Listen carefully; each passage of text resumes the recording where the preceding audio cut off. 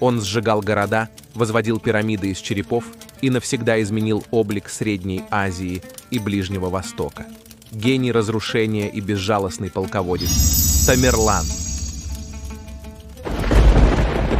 Среди гор и пустынь Средней Азии в 1336 родился мальчик из тюркского рода Барласов. Он не был чингизидом, но мечтал править, как Чингисхан. Чтобы легитимизировать власть, он женился на ханской принцессе. В юности получил тяжелое ранение и навсегда остался хромым. Враги называли его Тимур-Иленг, что значит «Тимур хромой». Позже это имя трансформировалось в европейской традиции в Тамерлан. Он начал с малого – интриги, подкупы, устранение соперников.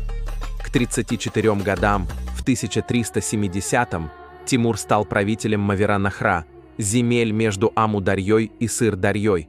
Он подчинил эмиров, заручился поддержкой духовенства и направил армию за пределы своих владений. Первым пал Иран.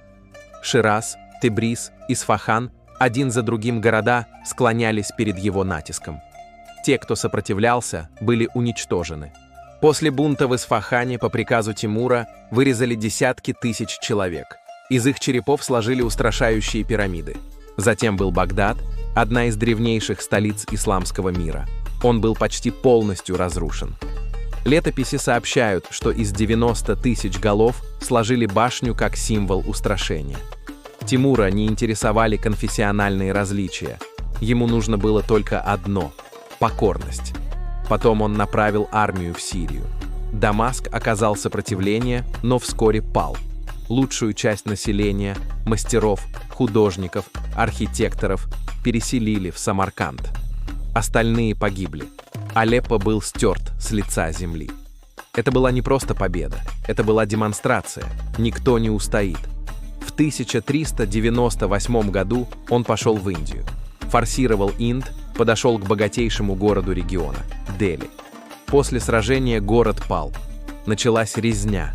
Десятки тысяч погибших. Дели не исчез, но больше никогда не стал прежним. Следующим направлением стал север.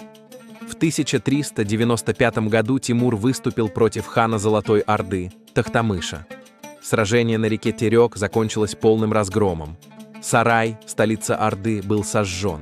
После этого Золотая Орда уже никогда не вернулась к прежней силе, что положило начало концу ордынского ига для Руси. В 1402 году Тимур столкнулся с султаном Баязидом I, правителем Османской империи. Баязид был силен, и его империя быстро расширялась. Но в битве при Анкаре Тимур нанес ему тяжелое поражение. Султан был взят в плен. Существует легенда, что он был заключен в клетку как зверь. На самом деле, вероятно, он находился в почетном плену. Тем не менее, Османская империя оказалась расколота и на годы погрузилась в хаос. В 1405-м, собираясь в новый поход, на этот раз в Китай, Тимур скончался. Зима, болезнь и возраст остановили того, кого не смог остановить никто другой. Его гробница до сих пор стоит в Самарканде. По легенде, на ней оставлена надпись: «Кто тронет мою могилу, развяжет войну, страшнее всякой прежней». 12 июня 1941 года советские археологи вскрыли захоронение. Через 3 дня началась Великая Отечественная война. Совпадение или нечто большее?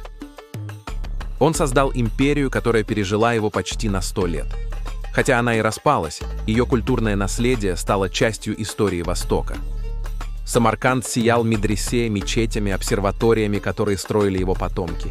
А имя Тимура стало символом силы, воли и неукротимой решимости.